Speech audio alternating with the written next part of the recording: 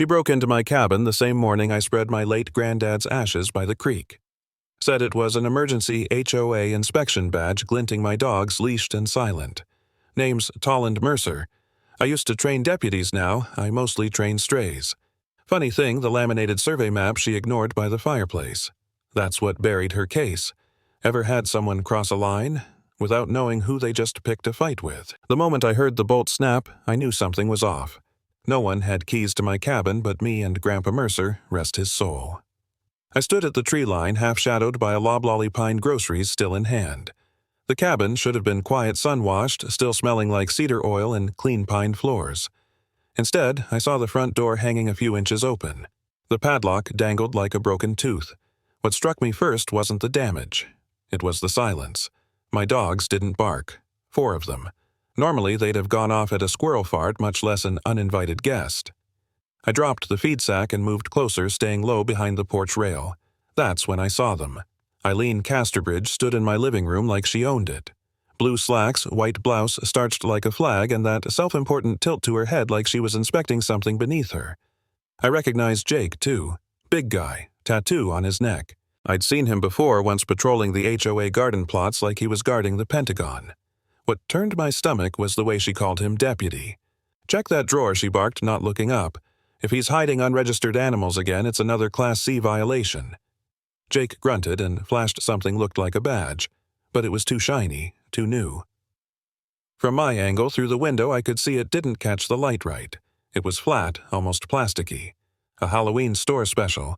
Still, Eileen acted like it was gospel. I reached into my jacket and tapped on the go-cam clipped inside. It blinked red. They didn't stay long.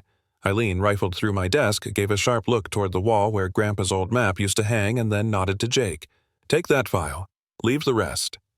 5 minutes later, their SUV pulled out, slow tires crunching gravel. I didn't follow them. I waited until the dust settled, then stepped through the broken frame. The damage was surgical. Not a mess, no drawers turned over, but the lock was twisted clean off and someone had cut the dog's leashes right at the metal clasp. All 4 were hiding in the bedroom corner, ears back, tails stiff. That told me more than any camera ever could. On the desk sat a manila folder, centered, titled in bold marker violation, illegal activity, inside blank, except for one printed memo on HOA letterhead. No signature, no date, no real content, just language about pending investigation and temporary access under Section 412B. Which, as someone who's helped train 3 sheriffs and testified in more than a dozen zoning cases, I knew didn't exist. Then I found it. At the bottom of the folder, barely stuck to the flap, was a yellow sticky note. The cursive on it twisted something deep in my gut. I'd seen it 100 times before on bake sale signs, church notices, Christmas cards. Eileen's handwriting. Just 2 words slanted right. Bury this. That's when I looked up. My wall of maps was intact, but one piece was missing. The most important one. Grandpa's survey map. The one he drew himself in 1972. Not fancy, but real. Filed with the county clerk. Marked with every rise and tree line, including where the HOA boundary stopped 22 feet short of my front porch. And now it was gone. I stood there for a long time. Folder in hand, dogs pressed close, wondering not if this was war, but how long Eileen had been planning it. I didn't sleep. Not because I was scared, but because I was building a digital mousetrap. By 9 that night, the cabin was steeped in generator hum and flickering shadows from the old kerosene lamp I never got around to replacing. My laptop sat on the sill, open wide, a tangle of cords running from its USB hub to a drive the size of a sandwich. Footage from the trail cams flickered in grainy black and white. Back in October, I'd set one up for deer tracking. Forgot it after the rut ended. But I'd left it active out of laziness or maybe intuition. One angle had captured something odd, the corner of my desk. Enough to see motion, a person, files being moved, and on one crisp frame, a woman's hands. They weren't Eileen's hands, not yet, but I knew I'd find her there. Rue Silaire arrived around 10, clomping up the porch steps like his boots weighed regret. He brought a 6-pack of RC Cola and a dented laptop he claimed was still smarter than most HOA members. "You sure you want to dig into this tonight?" he asked, popping a cola with a hiss. "Might find stuff you can't unsee. I'd rather find it than pretend it ain't there." He nodded and set to work, fingers flying over his keyboard like he was coaxing an old jukebox back to life. Within 15 minutes, he had 2 sets of clips downloaded and queued. The first showed what I already knew: today's break-in. Jake flashing that knockoff badge, Eileen rifling through my drawers like it was her grandma's attic. But the second file chilled me. Timestamp 3 weeks ago. Thursday, mid-afternoon. HOA inspection hours, they called it. Eileen entered alone. She didn't knock, just walked in, keys in hand. Not the spare key I kept under the old milk jug, no, this was hers. She moved like she'd done it before, like she was used to it. She went straight to the cabinet where I kept the paws of Grace paperwork. My foster agreements, vet receipts, copies of adoption forms. She flipped through, paused at one. Then, unbelievably, she pulled out a pen and signed her name on the bottom line of the foster certificate. Frame by frame, I saw it. Her posture, stiffening hand moving in a practiced arc, the glint of her silver bracelet just barely in the corner of the screen. Rue leaned back and let out a low whistle. "She signed this herself," he said. "Can't fake that with lipstick. We scrubbed through again just to be sure. Same scene, same hand, same signature." I didn't speak. Just dragged the footage into a private folder, attached it to a draft email. One copy went to Franklin Oak, my lawyer for 30 years. The other to Byron Meek's old friend and once my academy supervisor. I set the message to autosend in 72 hours if I didn't cancel. I didn't think I'd vanish, but after seeing Eileen's name on that form, I couldn't be sure of anything. While Rue busied himself double-checking the backups, I stared at the dog agreement in the folder she'd handled. Her signature wasn't even recent, it was weeks old. She'd signed it before accusing me of harboring unlicensed animals, before today's little raid. So, what changed? "Something's missing," Rue muttered. "What do you mean, the bookshelf?" He pointed. "Didn't you used to keep a blue binder up there? The one with the second set of rescue files?" I blinked. Looked again. Gone. That binder held my signed copies. Originals scanned and time-stamped. The same ones I used when applying for the local kennel permits. I checked the drawer. Nothing. Checked behind the radio. Nothing. Rue let out a long exhale. "Guess someone didn't want you having proof in stereo." I shut the laptop lid, hands trembling now more from fatigue than fear. "I'll make more copies tomorrow," I said. "Yeah," he replied, grabbing his coat. "And maybe keep one somewhere the HOA doesn't think to look." He stepped out into the humid, dark porch light flickering behind him. The silence settled again, thicker now, laced with the realization that Eileen wasn't careless, she was calculated. And I had a clock ticking on the truth. By morning, the footage had 3 downloads. One from me, one from Rue, and one I didn't recognize. The access log showed a device ID I hadn't seen before. Location pinged off a residential node belonging to the Wickory Hollow HOA network, same subnet I'd seen when paying my dues online. I stared at the log as the generator hummed softly in the background. Rain drummed against the tin roof, slow and uneven, like the rhythm of a bad heart. Power had flickered twice already, so I backed up the files again, this time to an offline drive tucked under a floorboard behind Grandpa Mercer's coin box. I wasn't angry, not yet, but I was no longer just reacting. I was watching. Rue came by around noon, soaked to the knees from his walk up the hollow. He didn't speak much at first, just handed me a crumpled paper towel full of pecans from his yard. "Storm's knocking out most cell service," he said. "Thought I'd check if the walls were still standing." "Barely," I replied. We sat in silence while I booted up the system again. The strange download log was still there. Time-stamped 2:14 a.m. Rue leaned in. "That ain't me, and it sure ain't you. Nope." We looked at each other, and I knew this had gone past HOA territory. Someone inside their system had reached into mine. I stood up to stretch and caught my foot on the side of the file cabinet. It scraped slightly, and that's when I saw it. A thin, torn corner of an envelope wedged beneath the bottom drawer. The seal had been ripped, but one flap still held a line of tiny, perfect dots, the kind only the HOA's seasonal mailings used. Same paper stock, pale linen texture, probably bought in bulk from that supplier in Asheville Eileen bragged about. Rue pinched it out gently, turned it over in his thick fingers. "No stamp, no postmark," he said. This was hand-delivered. We both knew what that meant. While Rue kept digging through the lower drawers, I checked the motion-triggered footage again. There, 3:11 a.m. A flicker near the fence line. The resolution was awful, grainy and muddied by rain. But I could make out a figure. Average height. Standing still, head down, then the flash of boots moving across the grass and a leash dangling from one hand. No dog, just the leash. I didn't say anything, just saved the clip to the same backup drive and tucked it back under the floorboard. "Let me ask you something," Rue said, standing and brushing off his knees. "Why would Eileen go through this much trouble over one guy and a few dogs I didn't answer right away?" Instead, I reached into the drawer beside the sink and pulled out an old receipt from the diner just past the county line. On the back, I'd scribbled notes from a lunch I had with Byron Meeks 2 weeks ago. Back then, we'd split a meatloaf sandwich and fries. Nothing serious. But Byron had leaned in halfway through and said Eileen's got friends on both ends of the bench. Elected retired and everything in between. I'd laughed it off at the time. Now, I wasn't laughing. Just then, my phone buzzed a miracle considering the storm. It was Byron. Byron Meeks coming in. No badges, just a clipboard and 2 eyes. I didn't smile, but something in my chest eased. He knew how to move quiet. Had trained half the department back when people still used VHS tapes for interrogations. I leaned back, let the rain fill the silence, and rubbed the edge of the torn envelope between my fingers. Something scratched. Not paper. I squinted. Along the inner fold, barely visible, were 3 tiny dots of red polish. Dried. Faint. The kind only worn by someone who didn't do real work. I knew that polish. Eileen's favorite shade at the fall gala. I leaned over and opened the bottom drawer. On the inside edge of the wood, right where fingers would grip to pull it out, I saw a faint nick like from a nail. A long one. She'd been here. Again. Maybe before, maybe after. But the mark was fresh. Rue didn't need to say anything. He just nodded once slow. Outside, thunder rolled. Not loud, just long. And somewhere in the back of my mind I heard Grandpa's voice again. Never trust anyone who hides their work behind paper. Eileen stood at the front of the HOA room like she was still in charge.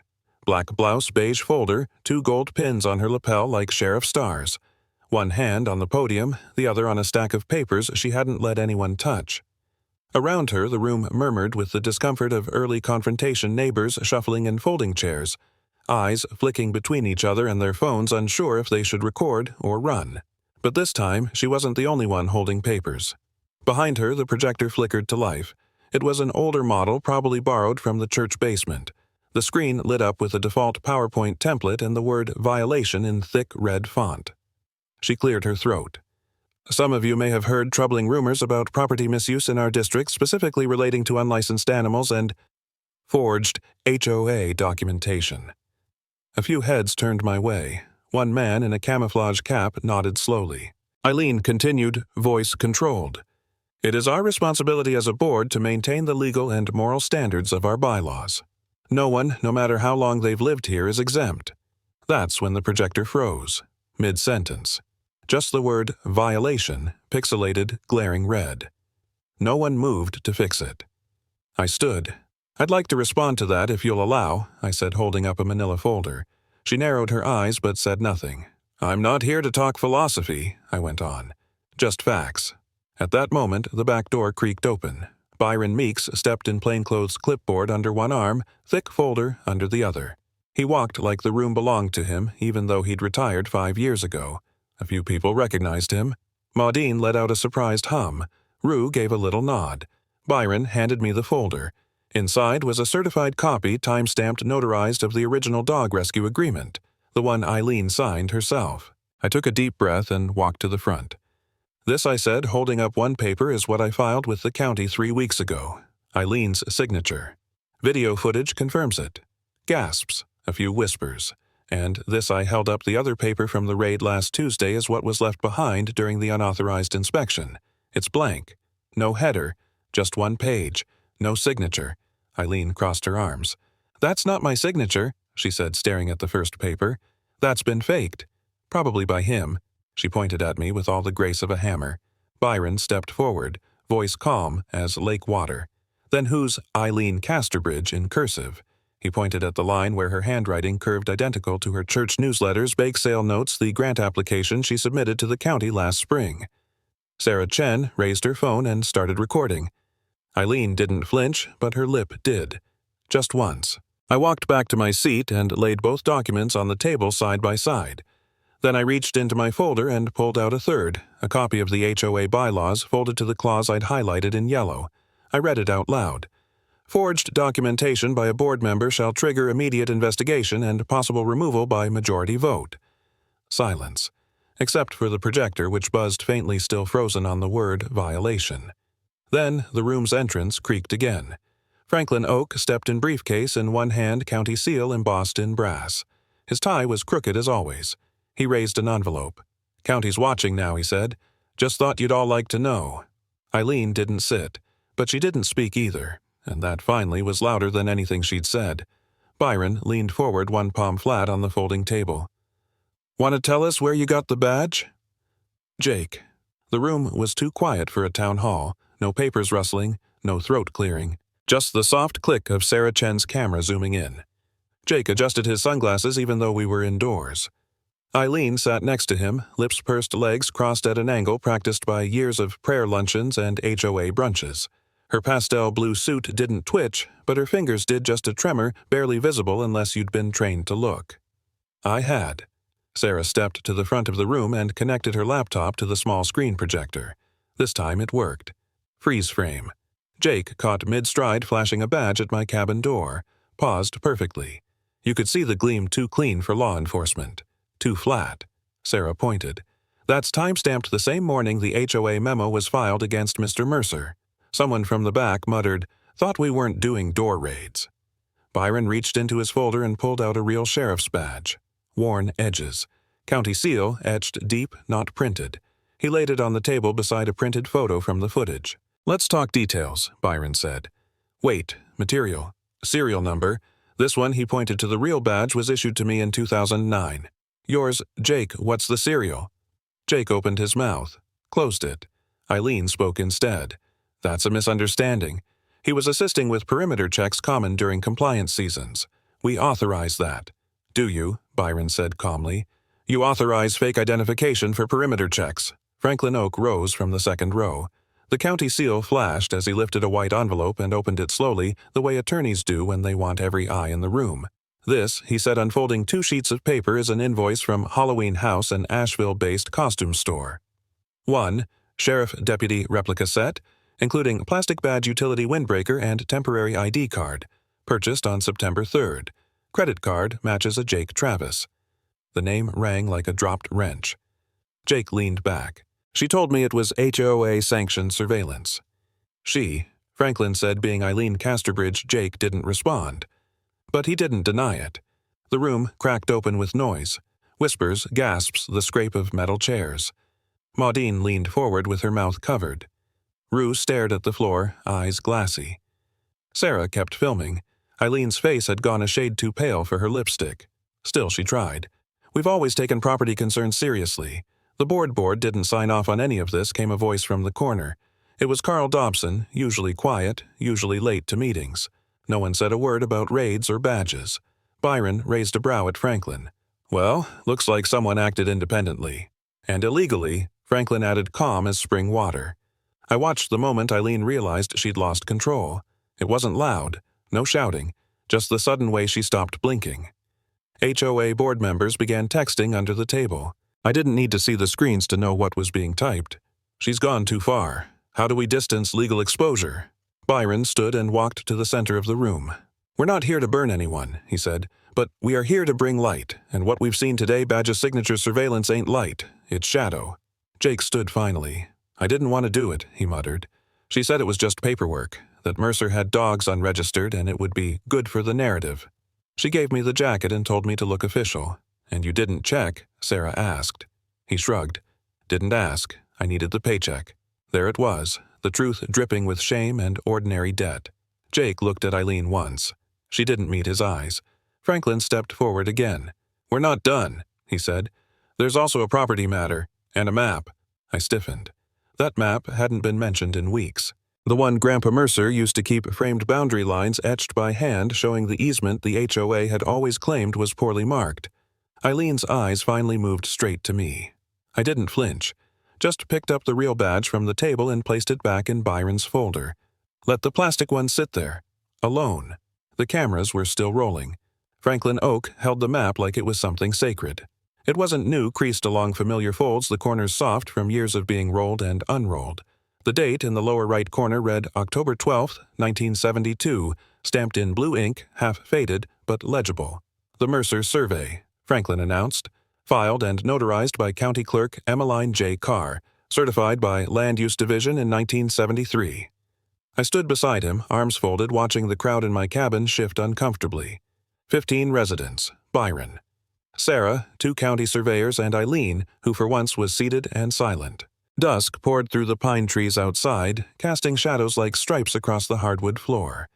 Sarah positioned her camera to capture both maps, the one in Franklin's hands and the one Eileen had included in her HOA compliance file, blown up on the projector behind her.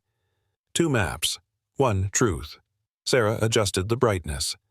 "Split screen, ready," she whispered. The difference was subtle unless you knew where to look. The line. It curved slightly different 22 feet eastward in Eileen's version. That shift carved a bite-sized wedge from my land and into the wooded parcel I'd set aside for the dog run and temporary kennels. County Surveyor Number 1 stepped forward. "Overlay confirms manipulation. We compared landmarks here, and the coordinates no longer align." Eileen cleared her throat. "Cartographic error. The 2019 update used satellite composites, not manual measures." The surveyor looked unimpressed. And yet, he said the 2019 file originated from a desktop labeled IC Admin. "That's your initials, correct?" She didn't respond. I took a breath and walked over to the wall behind the desk. The secret drawer Grandpa had built into the paneling sat flush, almost invisible. I popped it open with the small brass key he'd left in a coffee can under the porch steps. Inside, the original deed, folded in thirds, still tied with a red ribbon and dry as old bark. I brought it forward and laid it beside the survey map. "Mercer family property unbroken since 1948, I said. "The boundaries haven't moved. Someone just tried to make it look like they had." Eileen stood.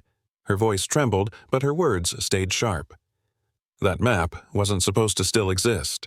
There it was. Not a denial, a mistake. Spoken out loud." Franklin turned toward her. "Ma'am, forgery of public records is a criminal offense. That includes alteration of property lines with intent to defraud or mislead." No one spoke. The screen door to the cabin creaked in the wind, then slammed lightly. Just wind, nothing else. But it made several folks jump. Eileen sank back into her chair. Sarah held her mic with both hands. "Tolland," she said softly, "mind if we go live?" I looked at her, looked at the room, the maps, the deed. I nodded. "Let people see what truth looks like when it's ink on paper," I said. Sarah hit the red button. The light blinked. The camera blinked back. Eileen went live at 9:01 a.m. Sharp. From the driver's seat of her pearl-white SUV, she faced the phone camera with the poise of a seasoned PTA president. The dashboard reflected a slim gold bracelet and the faint outline of a prayer card stuck between the vents. "Good morning, friends and neighbors," she began, smile tight. "I just want to set the record straight." Behind her, just over her left shoulder, the cabin stood in soft morning light. The wooden sign rue, carved 2 nights earlier, swung in the breeze Mercer Legacy Hall, a name that was now ours. I wasn't watching live, but Sarah was, and so were 400 others by 9:07. By 9:12, Eileen made her biggest mistake. She gestured to the back window mid-rant, perhaps to punctuate her innocence. And the phone, perched a bit too high, caught a slice of the porch, just enough to show Byron handing me a folder with a navy spine, the same one viewers had seen in Sarah's earlier posts, the one labeled Violation, Illegal Activity. Within seconds, comments began to stack. At Gina W. Wait, look at the folder. Bottom left corner. That's her handwriting, at Elton 7D. She tried this HOA stunt on my cousin in 2021. Trespass warning with no signatures. At Faith and Mercy, zoom to 3:18. Paper in his hand matches the doc she forged. Sarah, quick as ever, screen captured the moment and posted side-by-side frames, one from Eileen's current stream, one from the community meeting where she denied ever signing anything. By 9:16, the viewer count passed 700. Comments surged. A few folks from the nearby county chimed in names I didn't recognize, but stories I did. Eileen had me written up for toolshed violations, then used it to block my renovation grant. She forged a note from my tenant. Got away with it because no one pushed back. She said my roses were a fire hazard. Roses, y'all. Eileen's voice grew tight. Her smile flickered. I believe in community, in faith, in second chances, but we must be wary of false accusations and edited footage. At 9:19, the comment stream froze. Her screen stuttered. Then, blackout. The video cut to a default message live ended. Stream not saved. Too late. Sarah had recorded the whole thing. At 9:21, my phone buzzed. A text from her, just 3 words. Quiet Rebellion, Part 1 airs at 6. The new sign went up on a Thursday. Byron hammered in the last nail with a steady hand, and I stood off to the side watching how the sunlight filtered through the oaks. The grain of the cedar caught the light just right, it almost looked golden. Letters carved deep and proud. Mercer Community Justice Center. Looks older than it is, Byron muttered, stepping back to admire his work. Like it always belonged here. It did. We hung the laminated deed beneath glass inside the porch. Just below it, I mounted a hand-carved plaque that Rue finished overnight. It read, "Don't raise your voice. Raise your record." Kids from the local middle school darted between hay bales and folding chairs. Rue manned the grill smoke curling in lazy spirals above the hot dogs. Maudine arranged pies like museum pieces, each one labeled Apple Pecan Mystery Berry. Byron held a circle of residents wrapped with a story about the original Mercer land grant, chuckling at his own embellishments. I sat on the cabin steps, the same ones Granddad had varnished with pine tar and stubbornness. From there I could see the map room window. We'd left the curtains open. On the far wall hung the old survey map, creased but proud, next to Sarah's framed article, The Quiet Rebellion. She handed me a bound edition before she left. Softcover clean typeface, a photo of the cabin on the cover. No epilogue, she said. Didn't need one. I flipped through the pages as the kids filed into the map room. One of them, a girl with bright red shoelaces, lingered behind. "This, where you caught her?" she asked. I smiled. "This is where we proved what mattered." She nodded solemnly, then placed a single marigold beneath the new sign. A dog trotted over one of ours, white muzzle scar on one ear tail wagging. He licked her hand. She laughed, and I realized she didn't know the full story. Didn't need to. Later, as the picnic wound down, Byron passed me a paper cup of cider. "You ever think she'll come back?" I looked out at the woods. The leaves had turned rust and crimson, dancing in little gusts. "She already did," I said. "She left her name on things. We just gave those things context." As the sun dipped low, Sarah's old camera, now mounted on the porch beam, rotated with a soft click. It caught the final sweep of the day, the porch, the sign, the map wall glowing behind glass. Then faded to black. The smell of cider still clung to the porch rails the next morning, mingling with sawdust and old pine. The sign above the door had settled into its grain, no longer shouting, just being. Somewhere inside the map hung silent, but now no longer a secret. Turns out, justice doesn't always wear a badge. Sometimes it walks in on 4 legs, or arrives in the quiet act of restoring what someone tried to erase. Truth, like old wood, can splinter, but it can also be sanded smooth again. Has life ever handed you a second chance in disguise? If it has, I'd sure like to hear about it.